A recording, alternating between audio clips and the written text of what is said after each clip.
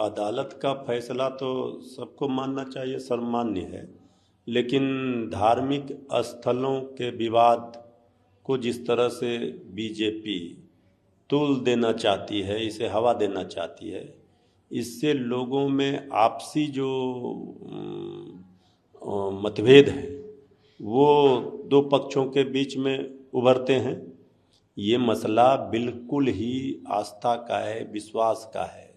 सब अपने अपने धर्मों के अनुसार अपने अपने, चाहे मंदिर में हो, मस्जिदों में हो, गुरुद्वारों में हो, चर्चों में हो, जाते हैं, पूजा पाठ करते हैं। हिंदू, मुस्लिम, सिख, ईसाई हम सब हैं भाई भाई।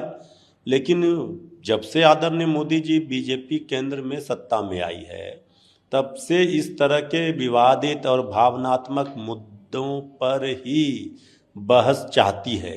लेकिन अब जनता भी सब समझ चुकी है। जनता अब 2024 के लोकसभा चुनाव में अपना फैसला सुनाएगी और भाजपा को सत्ता से बाहर का रास्ता दिखाएगी। प्रधानमंत्री बनारस में राहुल गांधी पर हमला बोला, कहा कि कांग्रेस के युवराज कहते हैं कि काशी और यूपी के युवा नशेड़ी है। यह कैसी भाषा है? वे अपनी हताशा उत्तर प्रदेश के युवाओं पर निकाल रहे हैं। यूपी के युवा विकसित राज्य बनाने में जुटे हैं। देखिए, आदरणीय प्रधानमंत्री जी को कम से कम ऐसी बातें नहीं करनी चाहिए, उनको अपने गरिमा का ख्याल रखना चाहिए। अब श्री राहुल गांधी जी ने तो ये सवाल पूछा कि नौजवानों का भविष्य क्यों बर्बाद कर दिया। प्रत्येक वर्ष 2 करोड़ नौकरी देने का वादा था, उसका क्या हुआ? 20 करोड़ नौकरी कहाँ है? ये अगर आदरणीय प्रधानमंत्री जी से कोई सवाल पूछ रहा तो वो कह रहे हैं युवाओं को। अब देश का युवा, बनारस का युवा भी ये सवाल पूछ रहा है कि नौकरी कहाँ है। अभी तो कह के आए हैं पूर्वांचल के लोगों को 1 लाख, अब उनको याद आ रही है। तो राहुल गांधी जी, ये तमाम विपक्ष के नेता यही सवाल पूछ रहे हैं, लेकिन आदरणीय प्रधानमंत्री जी को उन सवालों का जवाब नहीं देना है। तो इधर उधर की बातों से लोगों का ध्यान, नौजवानों का भटकाना है। लेकिन नौजवान इस बार तैयार है अपना हिसाब किताब लेने के लिए मोदी जी से। राहुल गांधी ने कहा कि देश में प्रधानमंत्री वसूली भाई की तरह ईडी, आईटी और सीबीआई का दुरुपयोग कर चंदा कारोबार कर रहे हैं। रिपोर्ट से पता चला है कि एजेंसियों की जांच में शामिल 30 कंपनियां जो रिकवरी एजेंट बन गई थी, उन्होंने जांच के दौरान बीजेपी को 335 करोड़ रुपए का चंदा दिया है। चंदे का धंधा इतनी बेसब्री से चल रहा है कि एमपी में एक डिस्टिलरी के मालिकों ने जमानत मिलते ही बीजेपी को चंदा दे दिया। बेईमानी और दूसरों के लिए अलग नियम से दोस्त को कंपनी का फायदा क्यों पहुंचाया जाता है?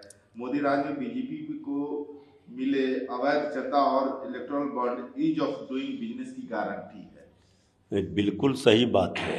आज पूरे देश की जनता के जेहन में, मन में ये सवाल है, और श्री राहुल गांधी जी ये जो सवाल पूछ रहे हैं, ये जायज़ वाजिब सवाल, इसका जवाब केंद्र की सत्ता में बैठी बीजेपी नहीं देगी, या मध्य प्रदेश की सत्ता में बैठी बीजेपी नहीं देगी। लेकिन ये सवाल का जवाब जनता जानना चाहती है कि आपने जांच एजेंसियों के माध्यम से जितने विपक्ष के नेताओं के यहाँ का संपत्ति को जब्त किया या जांच एजेंसियों को भेजा, जो कार्रवाई, उसका परिणाम क्या हुआ, उसका जो परसेंटेज है वो सब लोगों को पता है। तो दिख ही रहा है कि आप बिल्कुल ही राजनीतिक दुर्भावना से, प्रतिशोध में आप जांच एजेंसियों का दुरुपयोग कर रहे हैं। और ये अपना, चाहे नोटबंदी का मामला हो, चाहे हर समय बीजेपी ने इसका दुरुपयोग किया और अपनी पार्टी के फंडिंग करने के काम में इस तरह के बहुत सारे उदाहरण हैं जो बीजेपी का अपना तो फायदा हुआ लेकिन जनता को नुकसान दिया।